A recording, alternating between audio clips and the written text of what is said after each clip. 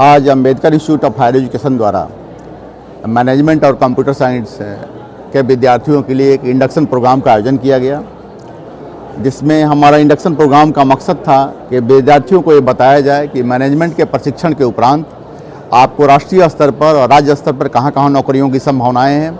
साथ ही विद्यार्थियों ने यह देखा कि Ambedkar institute of higher education ने मैनेजमेंट के ट्रेनिंग के लिए एक बेहतरीन और एडवांस लैब और सिस्टम्स की व्यवस्था यहाँ की है। राज्य में आज भी मैनेजमेंट और कंप्यूटर साइंस के लिए बहुत बृहद इंफ्रास्ट्रक्चर की कमी है, जिसको ध्यान में रखते हुए Ambedkar institute of higher education ने एक बृहद इंफ्रास्ट्रक्चर यहाँ तैयार किया, जहाँ मैनेजमेंट के विद्यार्थियों के लिए, कंप्यूटर साइंस के विद्यार्थियों के लिए राष्ट्रीय स्तर की ट्रेनिंग दी जा सके और यह ट्रेनिंग उन्हें राष्ट्रीय और अंतर्राष्ट्रीय स्तर पर रोजगार पाने में मदद करेगा। साथ ही हम लोगों ने अपने विद्यार्थियों के लिए एक प्लेसमेंट सेल का भी गठन किया है, जो प्लेसमेंट सेल हमारे विद्यार्थियों को राष्ट्रीय और अंतर्राष्ट्रीय अवसरों के बारे में अवगत कराएगा और उन्हें ट्रेनिंग दे करके आगे बढ़ाएगा। कैंपस प्लेसमेंट इससे पहले भी हो चुका है हमारे Ambedkar institute of higher education में निश्चित तौर पर डिफरेंट डिपार्टमेंट है, लॉ भी है, मैनेजमेंट भी है, नर्सिंग, पैरामेडिकल, डिफरेंट। हमारे यहाँ 100% लगभग प्लेसमेंट है, जितने विभाग हैं। और कंप्यूटर साइंस और मैनेजमेंट में हम लोग विद्यार्थियों को इंडस्ट्रियल टूर वगैरह की सुविधा भी दे रहे हैं, इंटर्नशिप प्रोवाइड कर रहे हैं, ताकि हमारे विद्यार्थी कहीं भी प्लेसमेंट में पीछे नहीं रहें। 2024 में कितने बच्चों का प्लेसमेंट हो पाया संस्था में? हमारा जो मैनेजमेंट का सेक्टर है, या हमारा BBA BCA का हमारा 3rd ईयर है। निश्चित तौर पर अभी 3rd ईयर के बाद प्लेसमेंट होती है, और MBA और PGDM का हमारा 2nd ईयर है। इसके बाद हमारे बच्चे आश्वस्त हैं कि अंबेडकर में जो ट्रेनिंग दी जा रही है, जो बाहर की कंपनियां आ रही हैं ट्रेनिंग में, उसे उनको 100% प्लेसमेंट मिलेगा। बच्चों के लिए क्या संदेश होगा? विद्यार्थी मैनेजमेंट का जो चयन करते हैं, मैनेजमेंट की ट्रेनिंग उनके व्यक्तिगत जीवन से लेकर और उनके सामाजिक जीवन से लेकर उनके व्यावसायिक जीवन तक में उन्हें काम आएगा।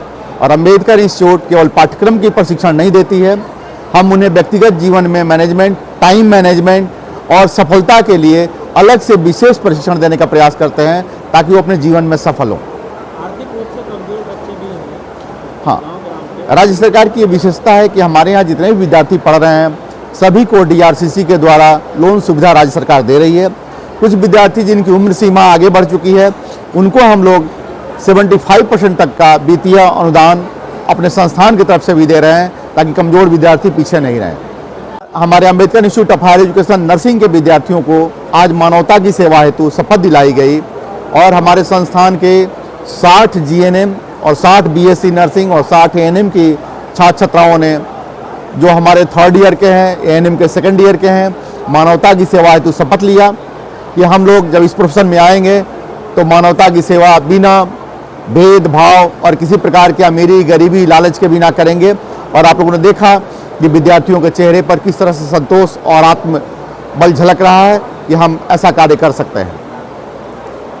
हम ऐसा कह सकते हैं सर कि शिक्षा के साथ साथ अच्छा बेहतर इंसान भी बनाया जा रहा है। निश्चित तौर पर अंबेडकर की विशेषता है, यहाँ जो अनुशासन है, जो प्रशिक्षण है और जो मार्गदर्शन दिया जाता है, वो किसी भी अन्य संस्थान के लिए एक अनुकरणीय है। ऐसा हम नहीं कहते हैं। यूनिवर्सिटी के VC, शिक्षा विभाग के उच्च पदाधिकारी जब यहाँ आते हैं तो कहते हैं कि अंबेडकर का अनुशासन, अंबेडकर का मार्गदर्शन बिहार में सामान्यतः नहीं दिखता है।